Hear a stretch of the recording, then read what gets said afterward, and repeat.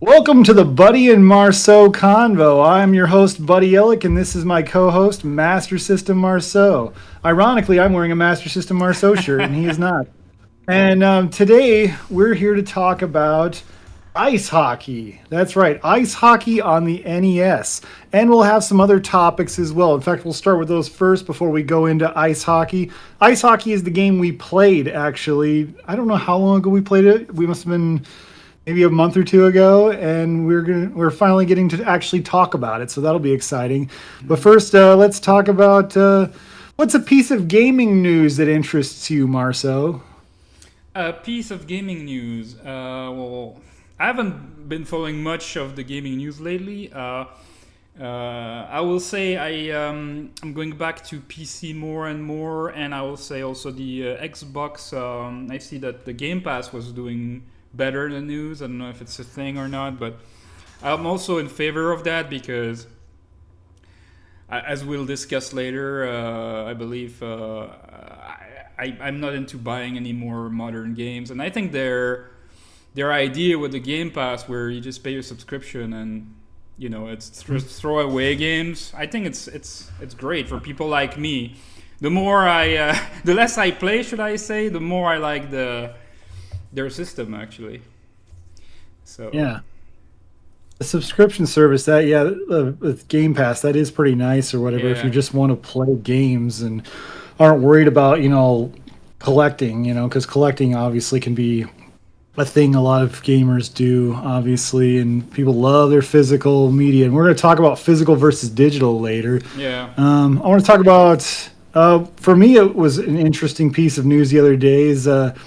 There's going to be a new Scott Pilgrim game. I was a huge fan of Scott Pilgrim versus the World, the game, which was a game that came out in 2010, originally on PS3. I was one of those people that downloaded that game.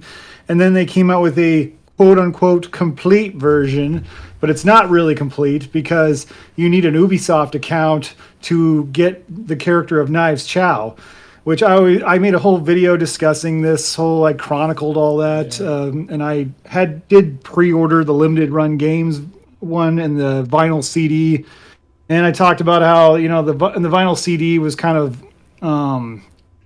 you can tell they just did they didn't do a lot of quality control. I mean, it worked, but there were some things I was like, really, and so that was my sort of a negative experience in that regards, but. So there's going to be a new Scott Pilgrim game, and it's from Tribute Games, who made, of course, the Shredder's Revenge, and it actually consists of former Ubisoft employees, actually, and so then we're going to make the new Scott Pilgrim game, and it looks pretty good so far. It sounds like there's going to be a lot more new characters I'd never seen before, so that'll be interesting. So you got to wonder if there's going to be some type of comic tie-in. I don't know, but. So Tribute's making it. Unfortunately, Limited Run is once again going to be publishing the physical versions on Nintendo Switch, Xbox Series, and PS5. No PS4 version this time around, which I'm like, I get it, I mean, they don't want to keep pressing PS4 games, but I don't get it at the same time because PS4 games will play on a PS5. What's the big deal? But yeah. I think more ideal when you have access to more things. The PS4 still works great. I still have it. I still actively play it. So I don't know why. I don't need a PS5 because my computer works about just as good as a PS5, but not as good as a PS5 Pro, but still pretty good. So I was excited about that, but also, that's disappointing, but not surprising that Limited Run will be making the physical versions of it. So you Yeah. have anything to add to that, or? Yeah, I mean, if people give them their money, I mean, the business is gonna do a business. I think, Absolutely. is it better to not have a physical version at all? Because if Limited Run doesn't do it, a lot of companies now, especially for a game that's not too popular, they might not do a physical version at all, or they might do a game key card. Is it better to have a Oh yeah, game? that would be worse. A key card. I'll say that. Yeah, be a key And card. I think Yeah. there are some like limited companies that probably, but I don't understand why as much money as Tribute must be making at this point. I don't know why they couldn't even do it themselves at this point. But then again, they worked with them last time. But then also heard some rumors. I don't know, just take this with a grain of salt. I saw somebody online say that apparently they didn't really like their experience last time with limited run, but I don't know if that's true. I just heard that somewhere. But at the same time, I guess limited run has that the brand. It's a brand in itself. So people know what limited run games is, especially in the collecting scene on Nintendo Switch. So I get it. It makes sense to go with them instead of maybe a smaller limited publishing company. Mm-hmm. But yeah, it's cool that there's physical versions out. I'll say that, but I guess I'd buy one used if I saw one, maybe. But Yeah. so I think all corporations are pretty much the same at this point, personally. So, yeah, but it's true that they've done bad things and they've been called out for that, Mhm. rightfully so. But if people continue to buy, and like I was telling you, like I don't think Nintendo is any better. For instance, especially these days, they used to be better, but nowadays, like they'll send you to jail for no reason whatsoever sometimes. So limited run, or would it be Nintendo with releasing a game key card, or PlayStation doing a disc with nothing on it and just a key? I mean, I wouldn't even think too far. If you really want that game and it's not crazy expensive, I would just buy it, because I don't think boycotting like that is gonna, unless like it's an really evil company, like they do, like they give their money to genocidal people like the Saudis and stuff. If it's a really bad country, then yeah, but yeah, but otherwise, like here, like me, sometimes, a lot of times, I would like to boycott Sony. I'm very anti-Apple, very, very anti-Apple as a company. But look what my phone is. yeah. And No, you know what same. my phone. So If Android made an interface that was exactly the same as the iPhone, I'd buy an Android phone. yeah, I don't exactly. know. Exactly. I finally switched to iPhone since the 15 got released, because they have USB-C charging ports now.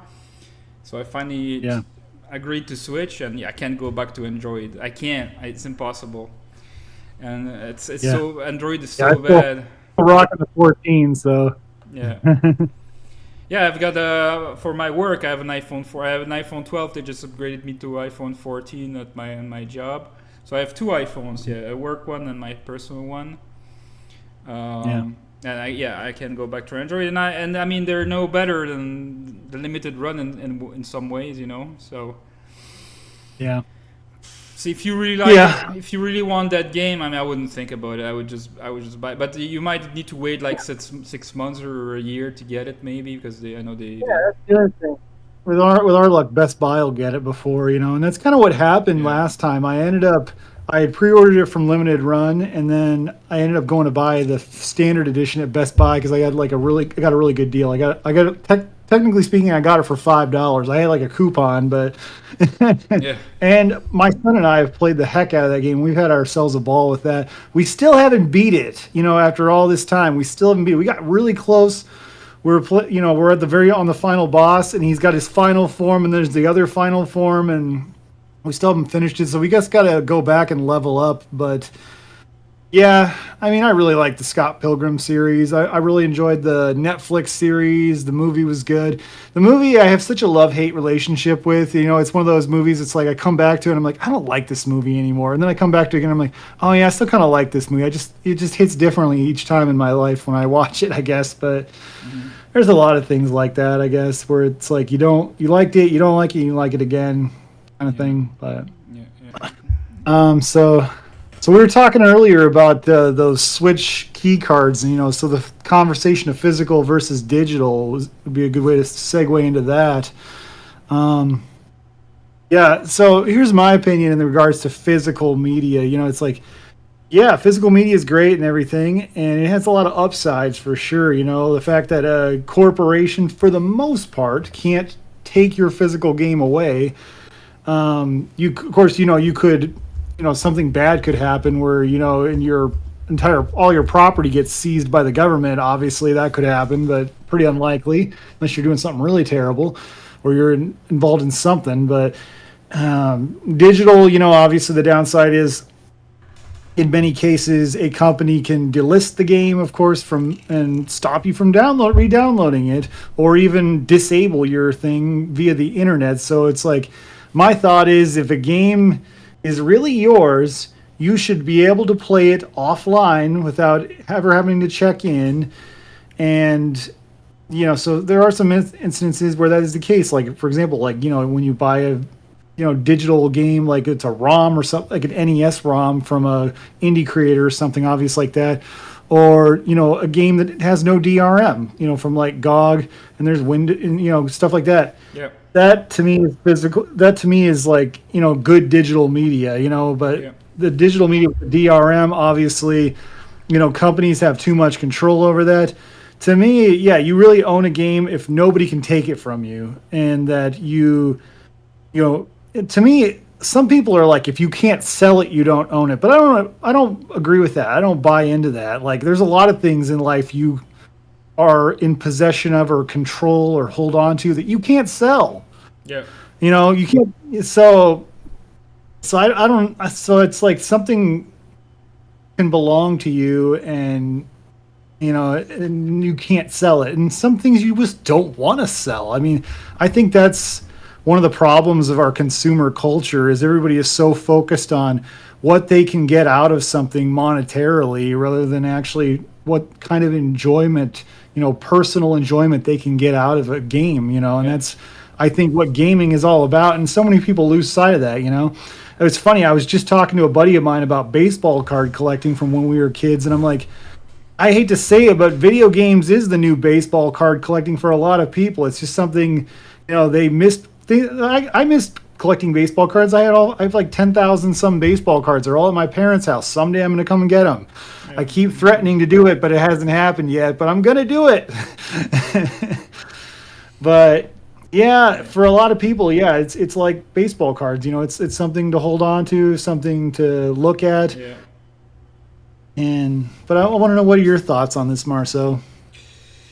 Yeah, I like you said, GOG is a way to own your games, and I think if people really cared about ownership, like they really wanted to make a stand, well, they would all really focus on that. But barely anyone goes on that store. I mean, I never hear people talking about it, and instead you hear people talking about collecting physical games on modern consoles, and for me that is a fallacy. That's nonsense, because I don't care what your system is. I don't care if it's PlayStation, I don't care if it's Xbox, I don't care if it's Nintendo. These three systems, you are renting your game, even if you have it physical, even if you have the game on the medium. Why? Because when you put your game on the either the console or on the Switch, one day your Switch will run out of battery. Nintendo doesn't allow replacing the battery on that. On the Switch 2, it's even worse. On the controllers for Switch 2, I saw a quick video on that because I follow iFixit, and it's almost impossible to change it. So when the controller battery dies, your system's dead, basically. You can throw it in the trash.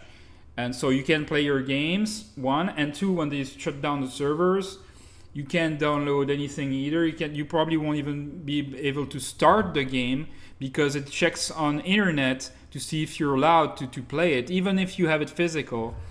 So, unless you want to emulate these games illegally on your computer, you won't be able to play them, no matter what. Doesn't matter if you own the disc, if you own the cartridge, you won't be able to play it. So it's how modern consoles are. So I think it's ridiculous. That's why I'm going back more and more to PC, because what I have on my PC is cheap. First of all, when I buy the games on Steam, they're super dirt cheap. So if they take it away, well, I hope I enjoyed my time with it while I had it. I try to buy on GOG first and foremost. And there, at least, I can download the file and own it forever. I think that's the only way for modern games to be owning them, if you have a file that you can download and play. Whether that's legally or illegally, you know. But I think that's the only way to really own anything these days. So me, you know, unless you want to collect old video games, which these are in a way, it's also temporary because after half a century, the chips inside your cartridges will rot, will oxidize, and won't work anymore. The consoles, like the OG Xbox, they all start dying. The capacitors inside give up, and unless you want to repair them one by one, your consoles will die. So you know, so the only thing that will remain a century from now are ROMs, unless companies ban. I mean, they're already banned in a way, but unless you can't find places where to download them anymore. But that's the only thing that's forever. This the only thing that we should be saving from me is the right to play ROMs and DRM free places like GOG. I think that's where people should make a stand. But hey, I know I'm talking you know, to myself, and nobody wants to hear this because people like having their physical games, but especially on modern consoles, physical games. But see, that cartridge in God knows how many years, it's not going to be playable anymore, you know. Probably not. Yeah. For now it is, and that's great, and you have that nostalgia feeling, so that's great to own it for now. But you just people have to realize at some point, you know, your grandkids, they won't be able to play those cartridges. They won't work. You know, so yeah, probably not. It's hard to say really at this point, and it's like we don't. I mean, yeah, these aren't going to last forever. Yeah, and the thing too, though, is at some point people are going to hack Nintendo Switches. I mean, they already do that, and I think people have gotten in trouble for hacking their Switch too. Yeah. And that's the thing. Nintendo is just such a bunch of control freaks about, you know, that they don't want it to be an open platform. And I get it. I get it why they don't want it to be an open platform. You know, they want complete control over everything, as they should, I guess, because they make the systems and all. And I understand them not wanting pirating, you know, on modern software that they're actively supporting.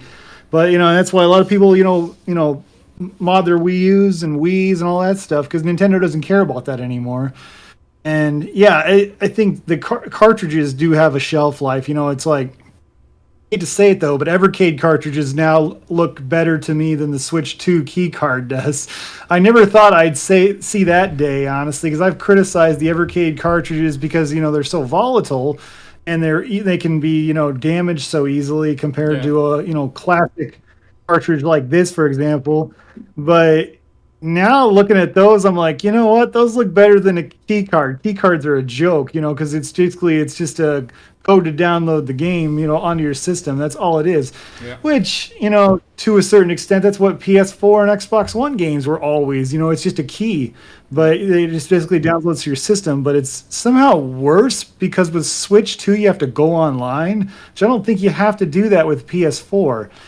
But yeah, it's a bad situation. Physical media isn't really physical media anymore. It's not like it was.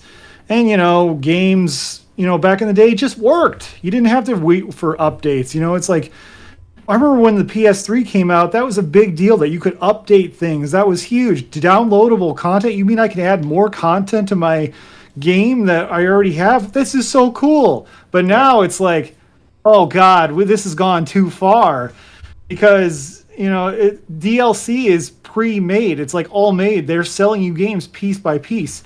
People complain about $80 games. Games have been $80 for like since the PS3 era, honestly, because you keep getting more additional content, and eventually that adds up to $80. Now it's just you're getting a single game that's $80, and then there's no other content, maybe, or there's more content. Who knows?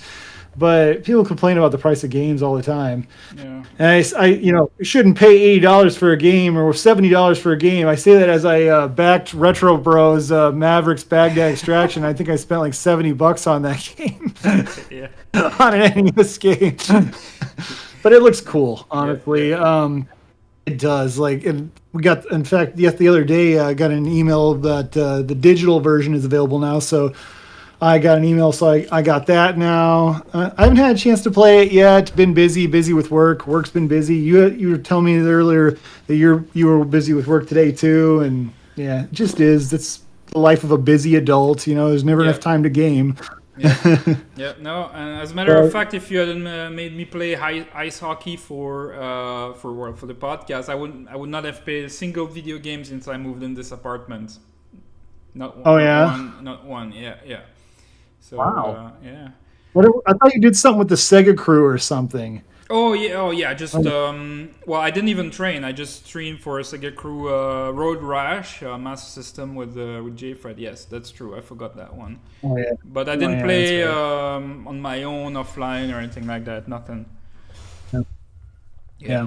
By the way, I have our viewer here is saying, I just wish when they take down live service games, they'd at least release whatever they need to run private servers.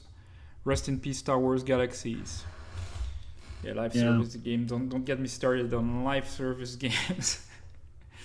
Yeah, like That's there was this one game on the Wii U I never got to play. It's called Lost Reavers. I still have it downloaded. I never played it. I always wanted to try it out. People said it was good, and then of course it was gone. But yeah, the file is still there on the Wii U, but it's not there. I can't play it. I don't know. But yeah, yeah, it's unfortunate. That's the thing is like nothing. But that's kind of a the thing though is nothing lasts forever, and nobody wants to talk about it. It's like we want to cherish these things forever, and I get too another sentiment is maybe people look at physical games and they kind of think of it the same way they thought of books when they were a kid.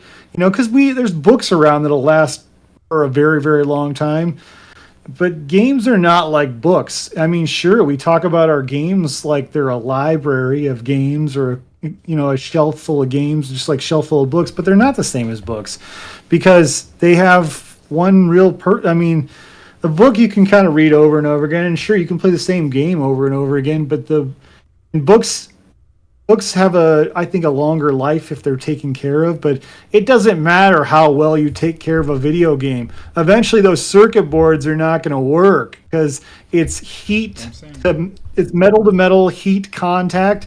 That doesn't work like that. Whereas a book, yeah, a book could last 100 years Yeah, easily. I mean, if it's taken well good care of, but and depending on how frequently you're reading it and where you're storing it, but games are not the same. Games have a games have a shelf life. Yeah. yeah. Especially the cartridges like the DS cartridges and anything that's flash memory. If you don't Yeah. run it once in a while, like every few years, it's gone. It's gone. You have to maintain some electricity in it once in a while. Like if you bought a DS cartridge when it released, like when did the DS release? Like in I forgot now in the early 2000s, somewhere there. Mhm. And you never played it. You kept it sealed. It's probably not working anymore. It's dead. So Kind then, of makes me want to go look through all my DS games now. yeah, yeah, absolutely. And it's a well-known issue, quote unquote, because I mean it's just normal. It's flash memory. It's probably same thing with the Evercade games too. It's probably flash memory. So you gotta run them Yeah. once in a while, otherwise it's poo-poo. It's crazy to me how many people like or will show off their Evercade collection. I've seen this in the past, or at least I used to see it on like Twitter and stuff. And these people be like, "Look at my awesome Evercade cartridge collection," and then like almost all the games are sealed, and it's like, Yeah, people don't realize those cartridges. One, they could be defective, yeah, because that happened a lot, especially in the early days. I don't know if it's still that bad anymore, but and two, some of those games need updates because they're not even gonna like yeah, Good Boy Galaxy. You have to update that cartridge because it doesn't work right otherwise out of the box. If I'm not mistaken, that was what somebody told me. But I updated it the minute I got it, so I didn't really thought anything of it. But yeah.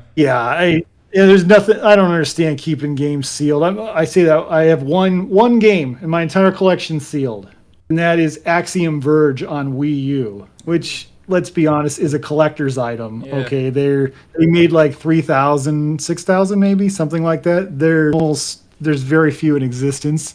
So, and I have the game digitally on my Wii U. So why would I open that? Yeah. You know, Yeah. Yeah. but it's one of those. I wanted it and I got it and it's mine. Yeah. Well, if you really Yeah, that's a game I was like, I wanted it because it's one of the rarest Wii U games, and I like to yeah. collect for the Wii U. And it's like, and also it probably will upset some Wii U completionist collector that they can't have that they don't have that game someday. Maybe they'll be like, why don't you just sell it to me? You don't have a complete collection. I'm like, I don't care. Yeah. Yeah. It's a cool game. Axiom Verge is freaking awesome. Yeah. So I was like, I thought this was worth getting for the Wii U, and it's just like, I don't know, maybe I'll open it someday. You never know. You never know, because there's some other stuff in there, I'm sure, that would be interesting to look at. And I did not buy it new from Limited Run Games, though. I bought it from my friend Nick, or I traded him. Actually, I traded some stuff and got it, so I didn't actually technically buy it. I mean, I don't know, something like that. Yeah. But But no, I mean, I wouldn't open that one either, to be honest with you, because I mean, it's a collector's item, like you said. So if it's that rare, that would make an exception there. And I mean, if you own it digital as well on the side, well, what's the point, you know? yeah, maybe if I didn't have any other way to play it on Wii U, maybe I'd be more open to the idea. But I'm like, eh. You can get it on Switch Maybe as well, I someday. see. It's on Steam. It's on everything. Yeah, it really is. Yeah. So And there's an Axiom Verge 2 now. So, yeah. it's on PS4. It's on Xbox. It's on everything. Yeah. But the Wii U is the definitive way to play it Yeah. because it has the second screen. Yeah. It has that second screen. True. One of those games that actually, a third party developer that actually took advantage of the second screen, you know? It's crazy. I'd love to see that. I'd love to see that. The Wii U is definitely an interesting device for that. Mhm. Yeah. Sad I don't have one. Yeah. Oh, well, I don't have a Master System. So Yeah. I saw one the other day when I was at, it must have been a couple months ago or whatever. Whenever the last time I went to Volo was, I go to the Volo Museum and there's like also an antique mall type of deal that has like a little mini retro gaming store in it. And yeah, they had a Master System there. And my wife was like, do you want this? I'm like, I do, but I don't know if I want to spend that kind of money. And when am I going to play this? I have like one Master System game and it's Outrun. And I have two copies of it because Marceau gave me another copy of it. So, yeah, I don't know when I would play this. And there's other ways to play it. I also have like a Sega Genesis flash card, so I could just play it that way. So I don't see the. Yeah, that's a big commitment. I mean, I like games on the Master System. There's some great Master System games, but I have other ways to play them, so it's kind of. Yeah, I don't know. I have too many video game systems as it is. I've been going through a lot of my collection lately and, culling some of the collection. It's going to go into my garage sale. I'm going to have a garage sale at some point. And I'm like, my biggest problem is I have too many systems. It's not even that I have too many games. I have too many systems that happen to have games. And just deciding what to get rid of and what to keep is always a challenge. It's something I've been doing for 13 years. I'm always constantly getting rid of games that I know I'm never going to play or I know nobody in my house is ever going to play. So it's like, that's the thing about me. I'm collecting for myself, but I also collect for my family in a lot of ways because they like games too. I have actually a bunch of my son's games now down here. Actually, I got all the games that are his and I put them in one central location because I was like, you know what? He wants to play these games and I'm like, he should be able to have a place that or his or whatever, so he's not like sifting through all my games trying to find his own games. So he's getting to that age. He's almost 9 years old. So Yeah. Yeah, that's a good yeah. age. At 8, I started playing on my Commodore 64, my first video game, and then I invited the class when I was in elementary school to come to our house and see what a video game was. That was Wow. yeah. Nobody knew what it was. We're getting old, eh? Yeah. Well, I didn't even discover the Commodore 64 really until Evercade. So Yeah. it's just something you didn't see in the United States. I didn't know anybody who had it. Everybody had an NES or a Sega Genesis Yeah. or Super Nintendo. That was what people had. And, Right. and then when I was like in my first second year of secondary school of high school, Mm. I told people, see, this is social media. It's, I don't know, what was it, social media? Yeah, I think I said, yeah, with when Facebook came out, and I said, you'll see, everybody will be all that on that. Everybody will have a computer and the possibility to talk to each other. And people didn't believe me. People thought I was crazy. And then now people are on their phones talking to each other. But yeah, We're all on our phones too much. It is that dang phone. definitely, definitely. But at Yep. least I put it to good use right now. I think it's just it's like I was telling you as well as it's all a matter of self discipline because everywhere you look Absolutely. you get computers, you get phones, you get this, you get that, and then distractions everywhere basically. And if you get things that you need to achieve and goals like me right now at school, but like can be like playing with your kids or with your wife or whatever it is.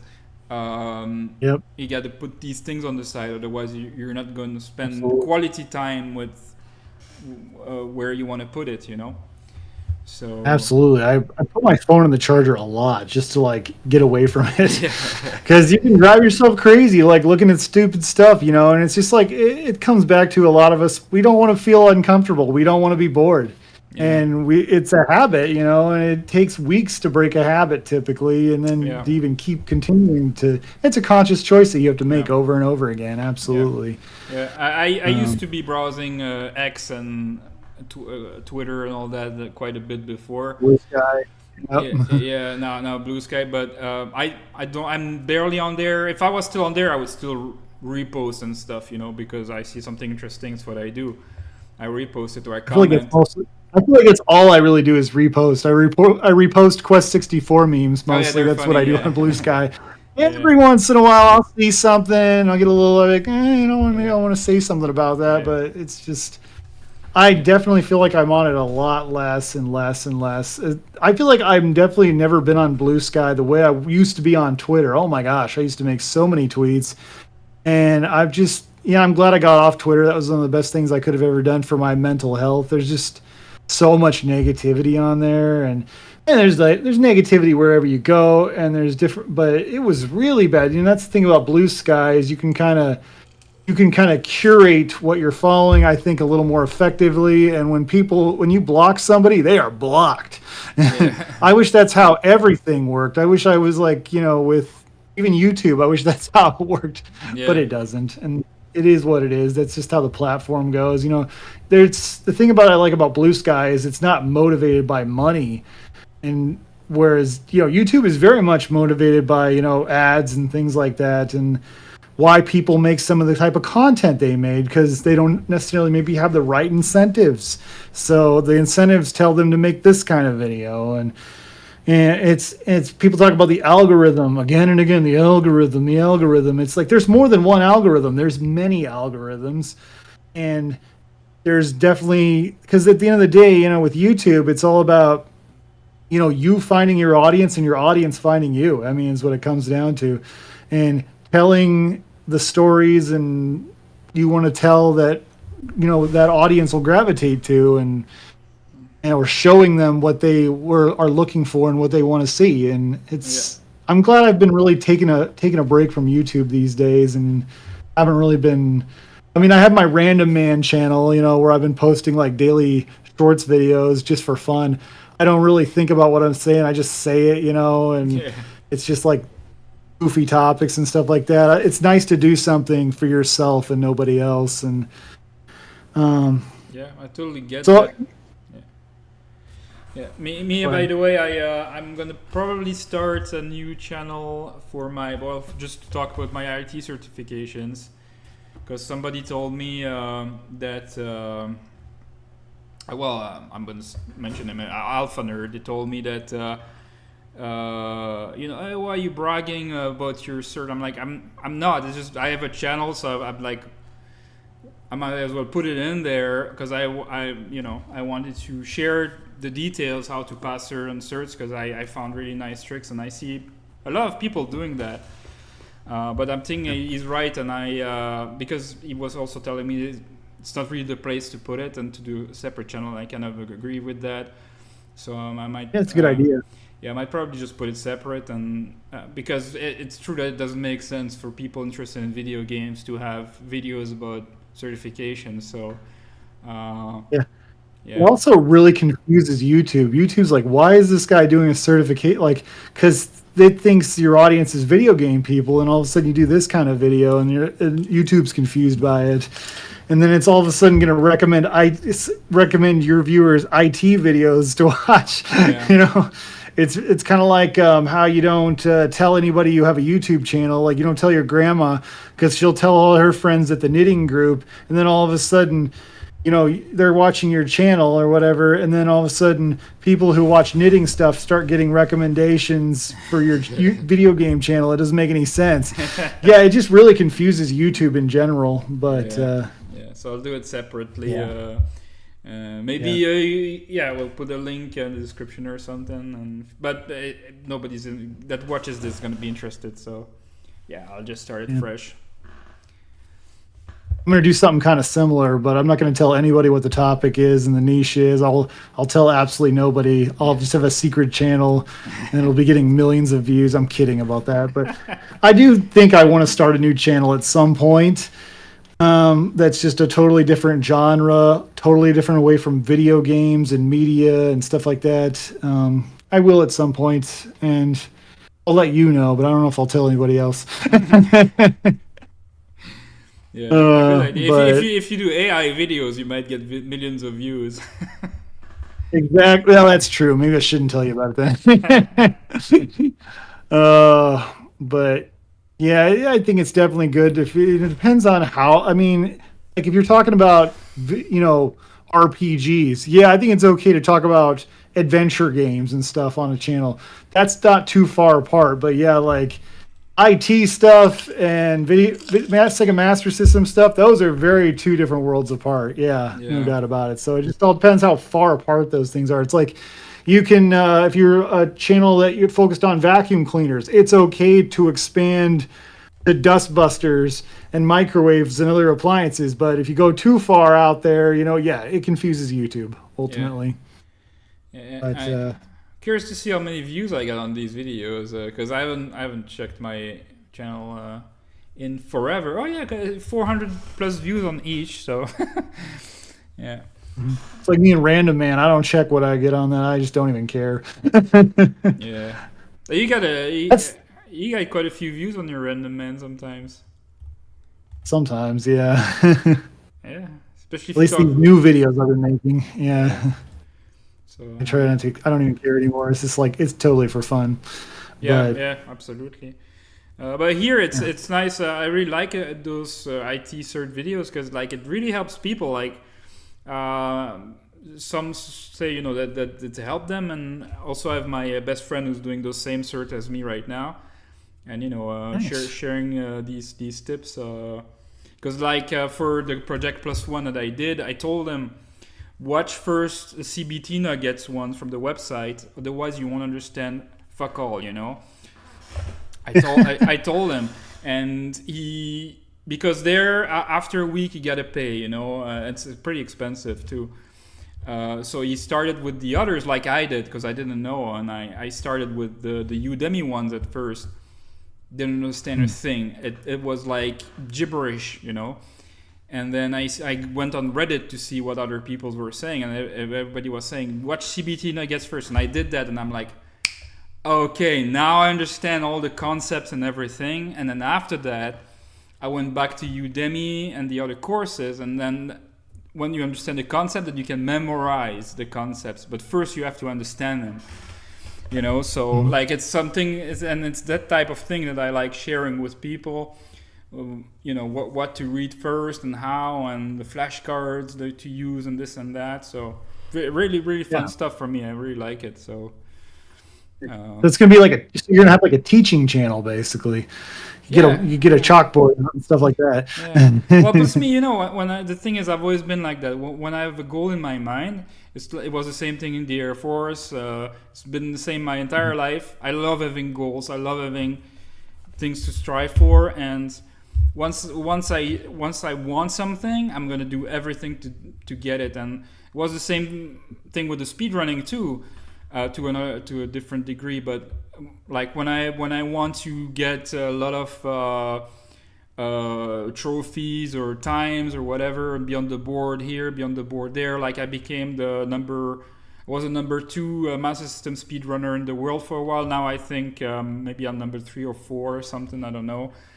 But like I wanted to get there up in the ranks because I'm like I've got a Master System channel. I want to be on top, and I became number 2, and that was crazy. That was great. I might maybe be first now if I don't change for the better, to improve my career. But now I have these certs, and I want every time I have one, I want another one and another one, and another one, and another one, and Yeah.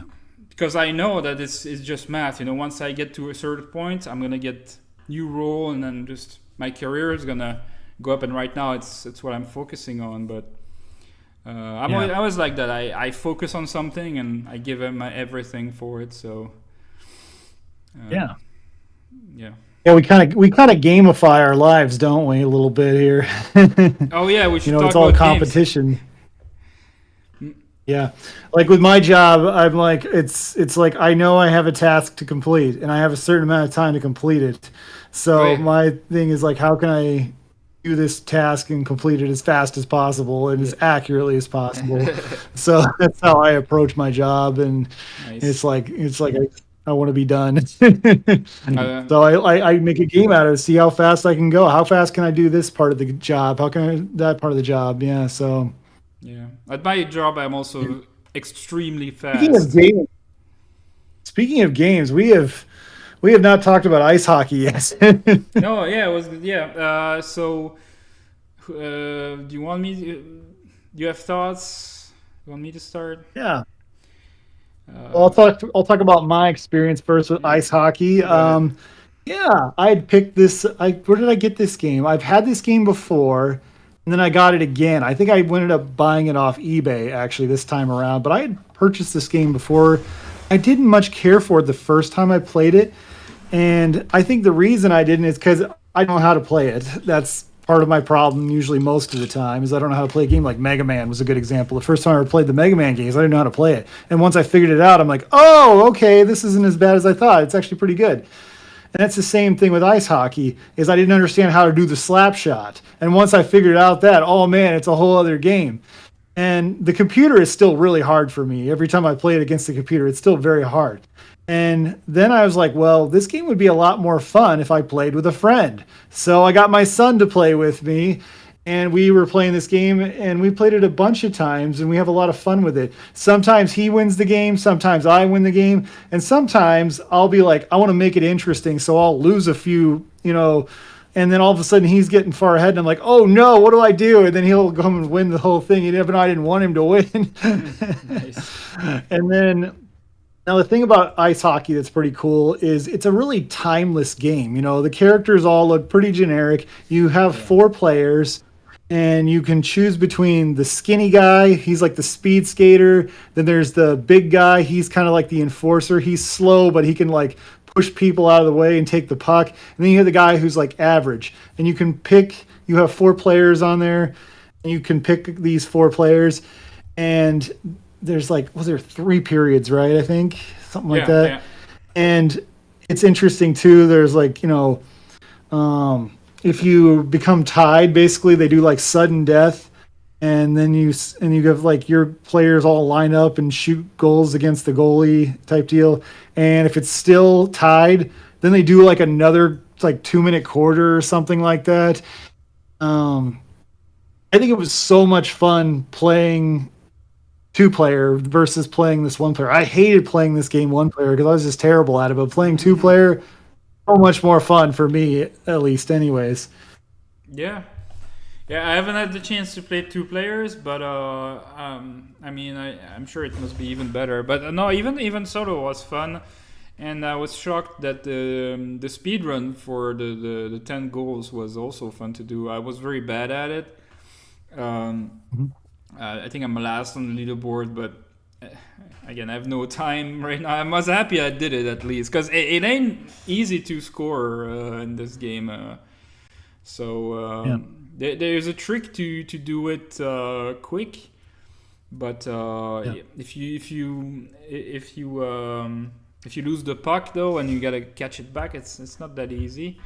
And then if you do speed run, you can only have one type of player. So it's the skinny guy. So Yeah. you can't He's scary.